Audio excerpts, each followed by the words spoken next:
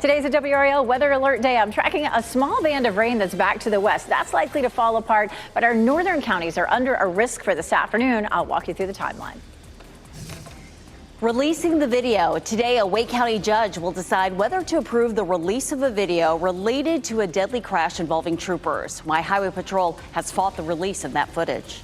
And clinching the conference, the Canes advance after taking down the Caps in Game 5. Reaction from fans as tickets for the next round go on sale later today. Be excited about that. We'll get some more home games for the Canes right here in town at the Lenovo Center in dramatic fashion last night. Late, just 2 minutes left to go. So we'll recap all of it in case you were sleeping. I'm Jeff Hogan. And I'm Renee Chu. Let's get to meteorologist Elizabeth Gardner for what we can expect on our 5th WRA weather alert day in a row. Quite a week, Elizabeth. Quite a week, and we may have to add tomorrow. We do have a level 2 risk for tomorrow. We'll get into that in more detail coming up. Here's just a small band of rain. This, at this point, doesn't look anything like it did yesterday, where we had clusters of thunderstorms and a severe storm warning there in the Goldsboro area. So this is likely to fall apart as it moves into our area. And then after that, things should be fairly quiet until later on this afternoon. Starting around lunchtime into the afternoon from Raleigh northward, we have a level 1 risk, but boy, we're awfully close to that level 2 risk. And then even a level 3. See that orange just back to our west as well. So we do have the potential for some more severe storms later on today. We're giving it a 20 to 30% chance this morning, and then a 30% chance again later on this afternoon. The other big story today is the heat. Right now, we take a live look at Raleigh, where it's actually clear, but it's 71 degrees with a dew point of 65. So that is definitely on the muggy to steamy side. We're looking at a hot afternoon, 94 degrees. With the heat index, it's likely to feel like mid to upper 90s, but I'll walk you through how it will feel through the rest of the day coming up. Thanks, Elizabeth. Nearly 200 cases, and many of them involving suspected drunk drivers, are thrown out now. 2 troopers accused of lying about the events leading up to a deadly crash. Today, we may see the video that led to all those charges getting dismissed. WR's Kelsey Coffey joins us now from the Wake County Courthouse with what's happening today that is so key about this. Kelsey. Jeff, in a few hours, we will have a hearing here at the Wake County Courthouse. We've been pressing law enforcement for answers about this case the last several months. Tyrone Mason died in this single car crash back in October on Capitol Boulevard. We previously reported about search warrants from the crash. It includes details about body and dash cam video. Today, a media coalition, including WRAL, is asking a judge to make those videos public. Raleigh police is not fighting the release, but the State Highway Patrol is. A search warrant from the SBI says there was evidence Trooper Garrett Macario lied about the events leading up to the crash, even calling his supervisor, Sergeant Matthew Morrison. The search warrant says Morrison told Macario to not tell RPD that he tried to pull over Mason before the crash.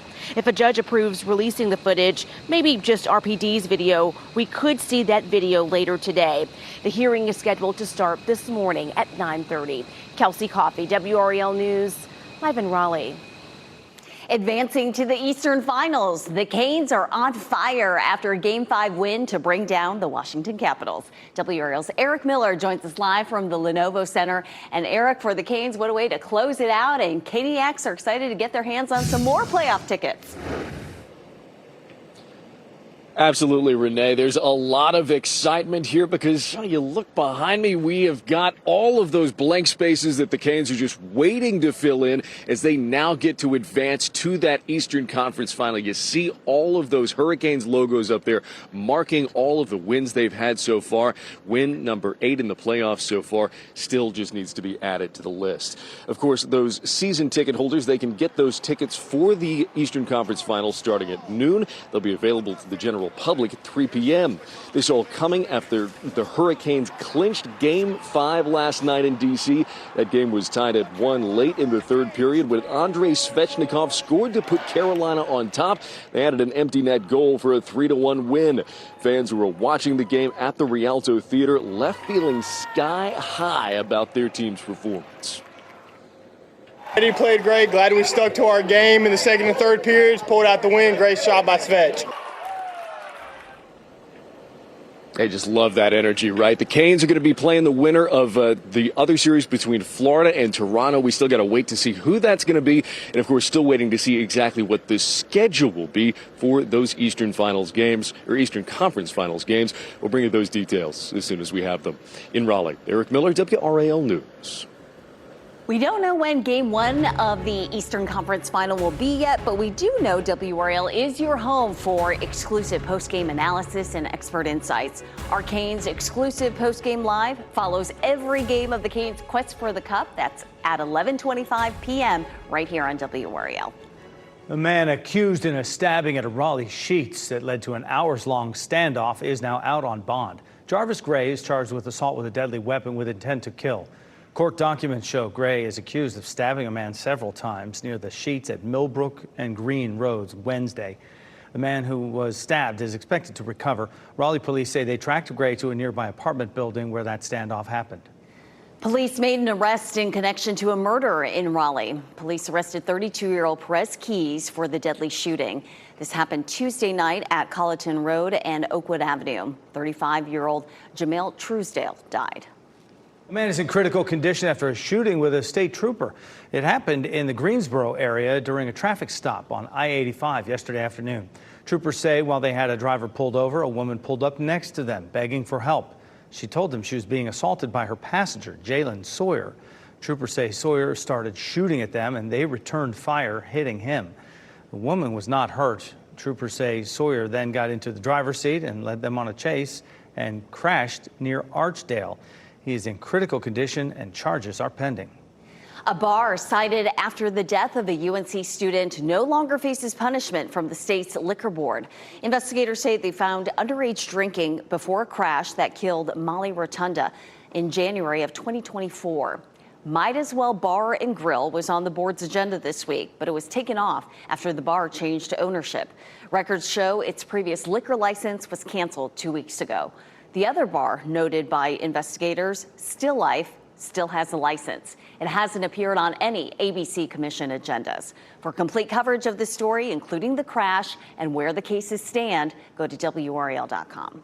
A bill that would have banned the retail sale of raw milk in North Carolina is on hold after a scheduled vote was postponed. Senate Leader Phil Berger said Republicans wanted to make sure they understood the implications of the ban. Agriculture leaders want to close a loophole in state law that allows raw milk to be sold as so-called pet milk. They say it's a poorly kept secret that humans are drinking most of it.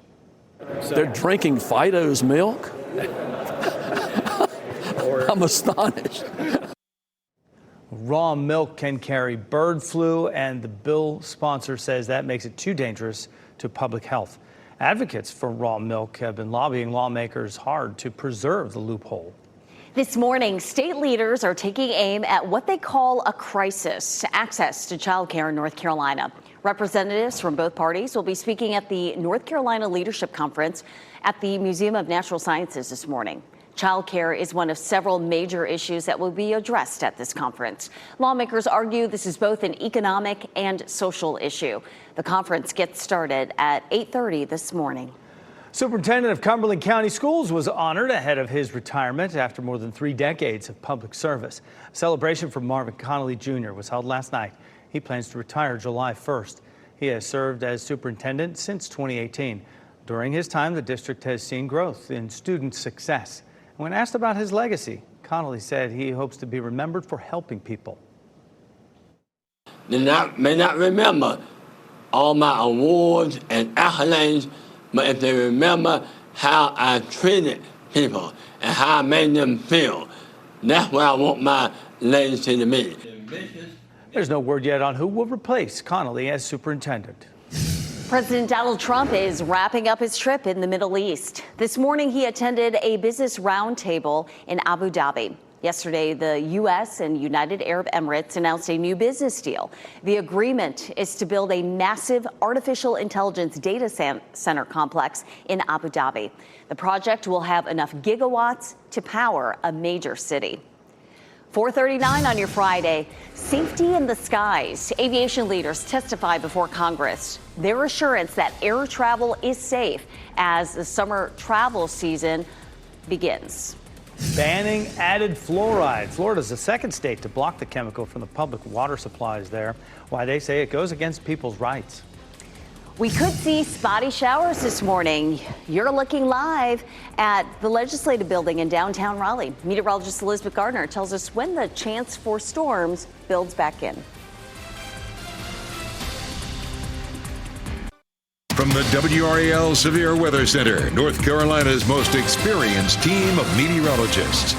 443, taking a look at dual Doppler 5000 radar. A little bit of light rain back to our west, and the models do actually show this kind of holding together a little bit as it moves, especially into our western counties. Later on this afternoon, it's a level 1 risk for severe storms, damaging wind, isolated tornadoes, some hail possible. And up into Mecklenburg County, Virginia, it's a level 2 risk, which just means that there's a better chance of seeing some of those storms. We'll give it a 20 to 30% chance this morning, a little break around lunchtime. And then later this afternoon and evening, of course, we'll have that potential for some stronger thunderstorms. Right now, it is dry in Chapel Hill, but this is one of the places that we might see a few sprinkles here in another hour or so. Our other story is the heat. We're starting off with mid-60s, but with the heat index later this afternoon, it's likely to feel like mid to upper 90s. We'll take a look at how many days it could feel like that coming up. That is steamy. Elizabeth, thank you. Transportation officials are considering new restrictions after more safety issues came to light during testimony. On Monday, a portion of the Denver Air Route Traffic Control Center had a communication blackout. Similar problems were reported twice at New Jersey's Newark Liberty Airport last week. Transportation Secretary Sean Duffy points to a decades-old system as the reason behind these issues. The system we currently use, it truly is 25, 35, 40 years old in some places. We've let it age, and now we're seeing the cracks of that age play out in real time for us. Despite the concerns, the Transportation Secretary maintains safety is key, and the nation's aviation system is safe. Expectations are low as peace talks between Russia and Ukraine move forward today in Turkey. Originally, Ukraine's President Volodymyr Zelensky asked to meet with Russian President Vladimir Putin personally to discuss a path forward. Putin declined that face-to-face meeting. U.S. Secretary of State Marco Rubio says he does not expect a breakthrough in negotiations until President Trump and Putin are able to meet. A potential meeting will not be set until Trump returns from his overseas trip to the Middle East, which is today.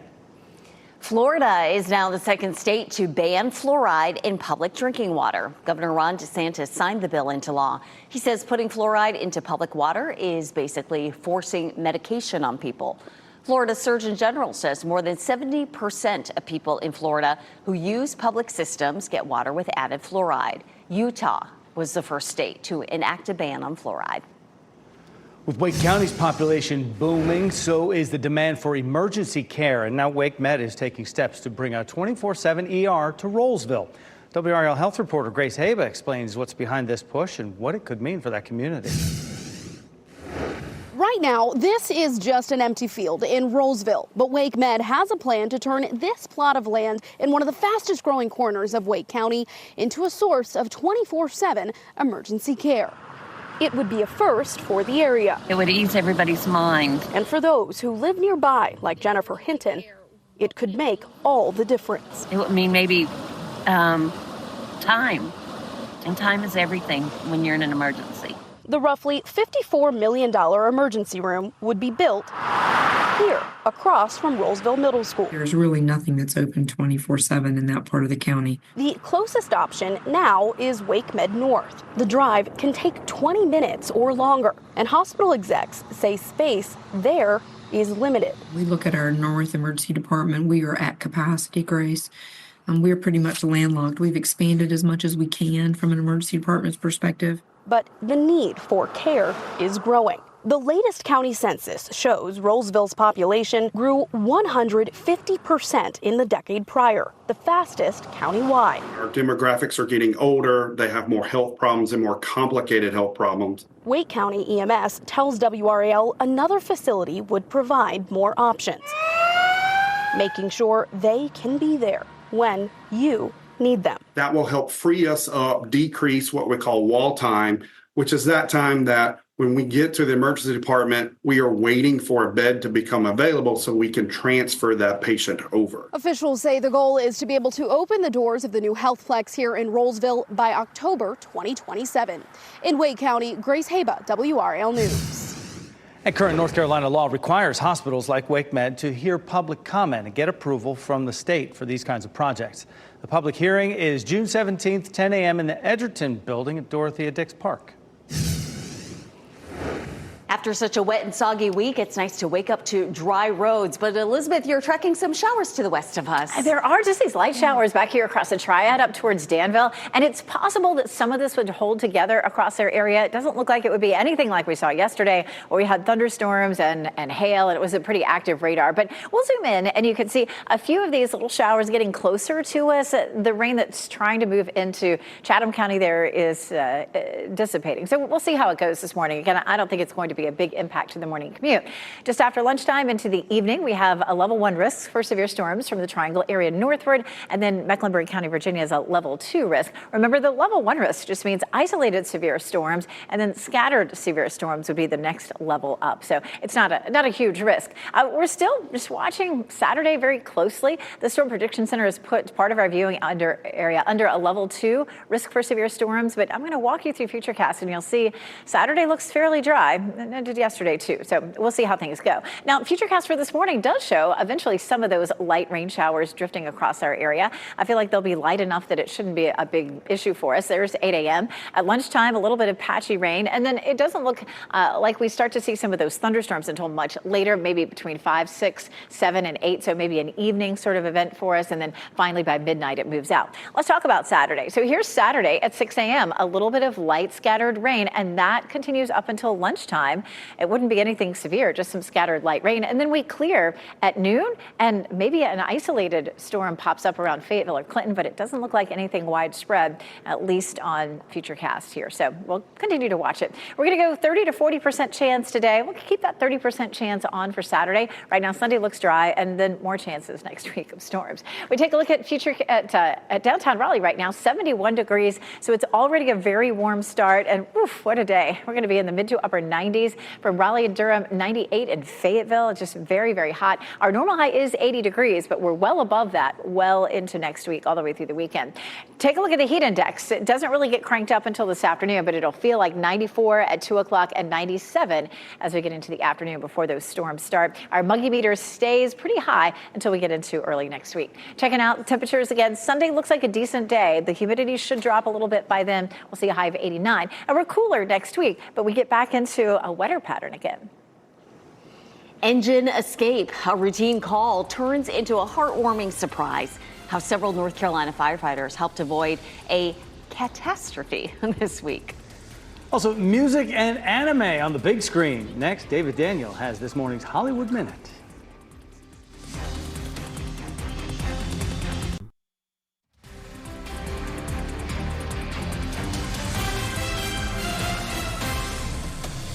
The Buffy reboot has found its new vampire slayer, and anime makes its way back to theaters. David Daniel has this morning's Hollywood Minute.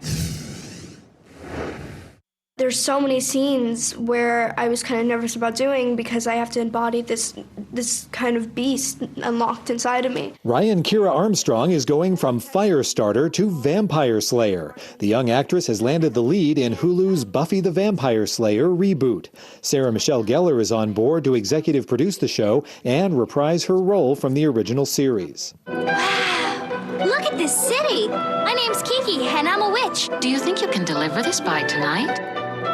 What a cool witch. Kiki's Delivery Service is back in theaters. The 1989 anime hit from Oscar winner Hayao Miyazaki kicks off Fathom Entertainment's 2025 Studio Ghibli Fest May 17th through the 21st. Locations and showtimes at fathomentertainment.com.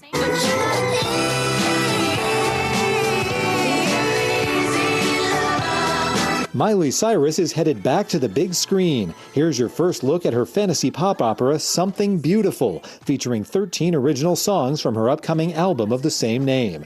It's set to play in theaters one night only, June 12th in the U.S. and Canada, and June 27th in other countries. Tickets go on sale May 22nd at MileyCyrusSomethingBeautiful.com. In Hollywood, I'm David Daniel. The North Carolina Zoo has officially been named America's Best Zoo for the second year in a row. Newsweek's 2025 Reader's Choice Awards were announced yesterday. The zoo CEO says they hope the contest raises awareness about their guest experience, family-friendly activities, and the critical wildlife conservation work they are doing locally and around the world. The award was voted on by the public. Well deserved. A kitten from Winston-Salem has quite a tale to tell. The city's fire department posted this photo. They say when crew members came back from a call, they were met with a car parked at the fire station there with this little kitten trapped in the engine bay. Luckily, the crew was able to safely free the kitten unharmed. In Lee County, splash pad season kicks off this weekend at Kiwanis Family Park in Sanford. The splash pad will be open from 9 a.m. until 7 p.m. daily through August 10th. The Sanford Parks Department will host a beach bash celebration at the splash pad next Friday. The event will include a DJ, games, and food trucks. Way to be open with our hot and steamy weekend. Right, it looks refreshing. Here's a live look outside at North Hills. Another WRAL weather alert day on the way. Meteorologist Elizabeth Gardner is monitoring the next weather maker for us.